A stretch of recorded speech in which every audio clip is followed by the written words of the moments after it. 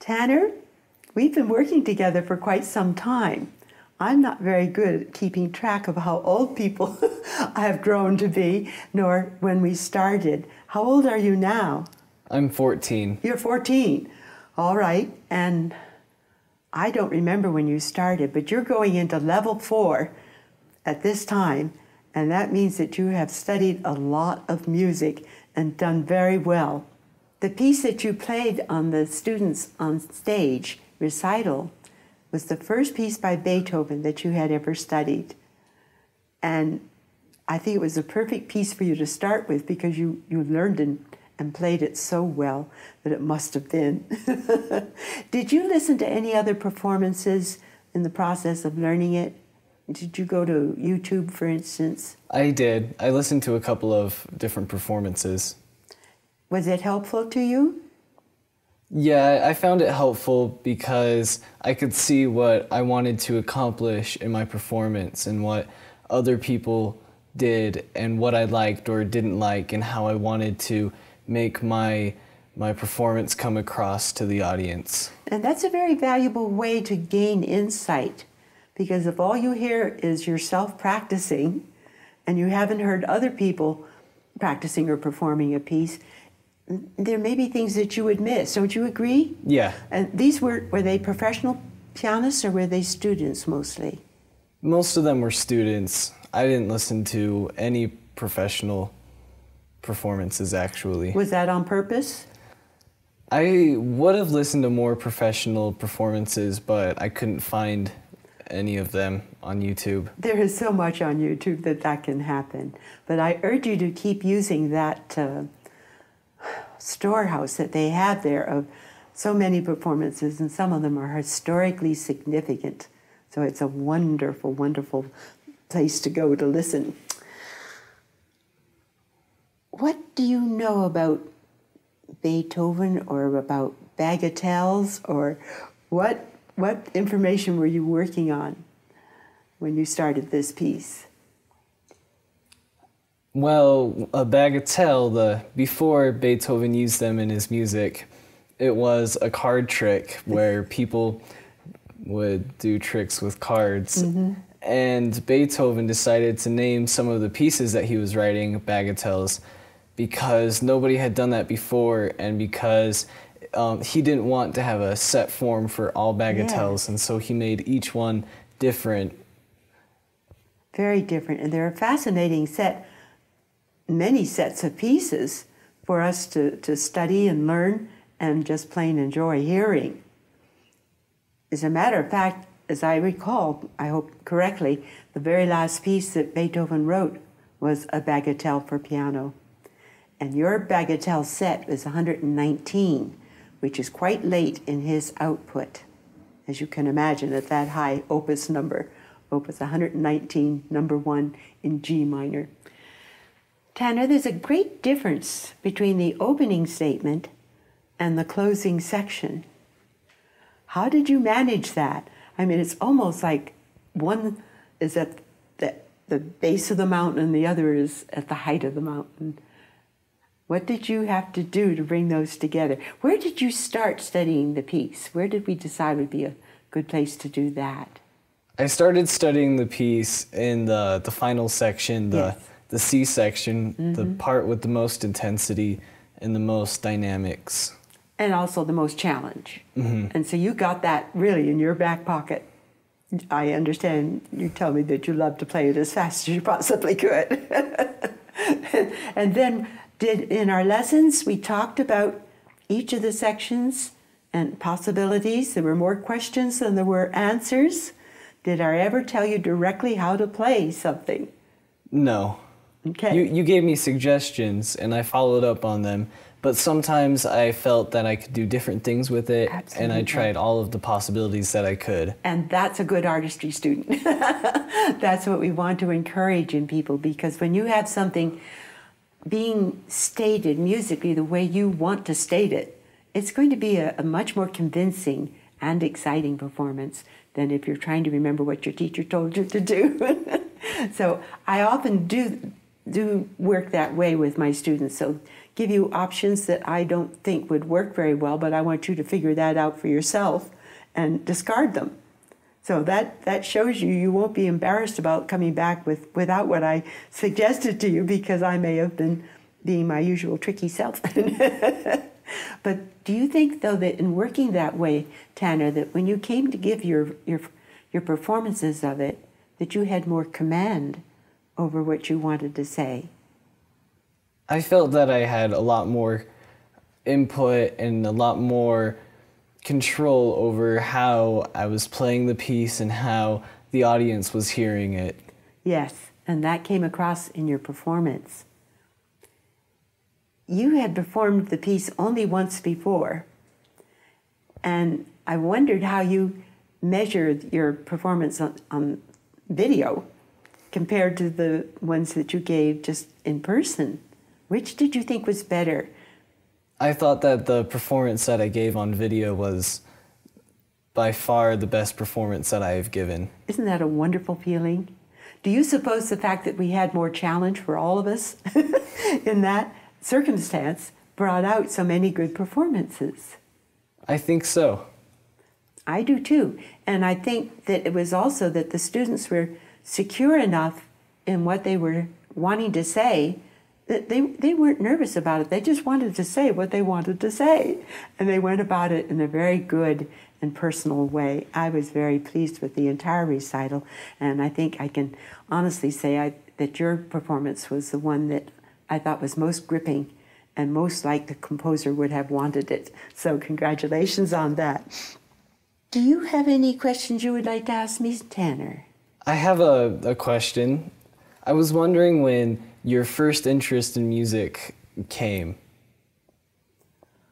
I can't remember any time when I wasn't interested in music. My mother told me that when I was a toddler, I would be out in the yard singing and dancing all day long, and that people would walk by and stop and look at this little girl having her own performance to nobody in particular except the birds and the puppy dogs that were around. And I was so in love with music. I can't remember a time when that wasn't my major enjoyment, was hearing music. My mother had to go to the hospital when I was 5 years old, and in those days, sometimes having an operation would stay there about 3 weeks. And my mother put out some very easy books, music books. And I think she really intended that I would start using them. And I did. I taught myself to read music at that age. And when she came back from the hospital, she was so pleased that I was, look, Mommy, look what I can do. And so past that point, I taught myself until I was 16 years old, because my parents didn't have money to get lessons for me. And then very shortly after that, I was accepted at Yale University School of Music, which was a graduate department at that time. Women couldn't get into Yale unless they entered one of the graduate departments. So I was very lucky to get in and very grateful for the wonderful education I received there. And I have tried to share that with my students all these years. So does that answer your question? Yeah. Okay. Well, do you feel now that you are ready to move forward in a more, I can't really say productive way because you've been so productive all of your musical life, but do you feel that taking on that Beethoven bagatelle and mastering it to the degree that you did and solving the technical and interpretive issues that are in that piece really on your own initiative, does that make you feel more ready to do more than you even have in the past? I think it does. Yeah, that's a good feeling, isn't it? And you're also studying the French horn now and play in the band or orchestra. Do you play in? No, I don't play in the orchestra. Oh, okay, you play in the band. I do want to play in the symphony sometime soon, though. That would be a very good step, because the symphonic literature is vast and very rich. Every composer that ever composed, I think, has contributed to the symphonic literature, and it's such a marvelous voice to make music with. Tanner, you are an exceptional student. From the time you started, you have always brought me your lesson thoroughly prepared and ready to go for the next step. And you have done this over a period of years. I don't know how many, but I cannot remember any time when you came in with anything but what we wanted to get done that week. And furthermore, you are not daunted by taking on something like the Beethoven Bagatelle and digging in full force and getting right to the heart of the matter, you see. I understand, if I remember correctly, you told me earlier this year that you had a special experience in your scouting, which demonstrates that music isn't your only very successful and earnest application. Can you tell us a little bit more about your Eagle badge attainment? What's the percentage of student, or what do you call scouts, that go for that? I don't know how true this is, but I heard a couple years ago that less than 2% of all scouts that are registered actually earn their Eagle Scout badge. I wonder how many scouts there are in America. Thousands. Well, I would think so. 10,000s. Right. So you're amongst the 2%. Okay, now was there something extraordinary about your attainment of this? For my Eagle project, I helped the community know what to recycle and what not to recycle, so that the recycling plant would be able to filter through that more efficiently and more productively. And what I did is I went to the city with my idea, and they helped me make an easier link on their website so that people could remember it easier. And then I helped them edit the information on their website so that people could read it easier. And then I helped design a label that would go on all of the recycling cans. And on that label, it says the web address that I helped edit, and so that people could go to the website and see what they could recycle and what they couldn't recycle. And you were 13 at the time. Yes. And is that an usual age for someone to do their Eagle badge? Well, I'm sure there's others that have done it before, but I don't know how many do it that early. Well, I've heard mostly of 17 and 18-year-olds achieving that accomplishment. And I think it's quite remarkable and very admirable that you worked with the city to improve something that can make a difference on a very important level, and that is the green, the green idea of taking better care of our planet, with every home doing their bit. And you made it an easier and more efficient project, and you did it very, very well. And I'm just so delighted for you, dear. So you're in 9th grade this year?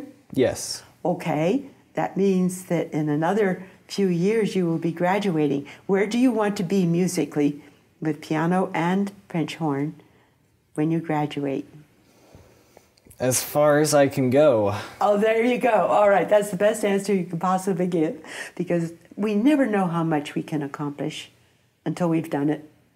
And if we go into it with the idea, I will do as much as I possibly can, we will get a lot further than if we think, oh, that would be hard, right?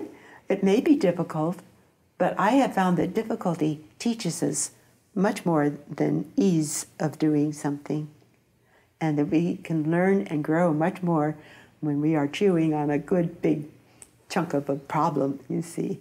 And that's what I've seen you do as you grow and develop, Tanner. I'm very pleased to have known you and to have had you as a student these years, and to know your family. I've taught all of the children in your family, and it's just been a wonderful experience. So thank you, dear. Thank you. You're welcome.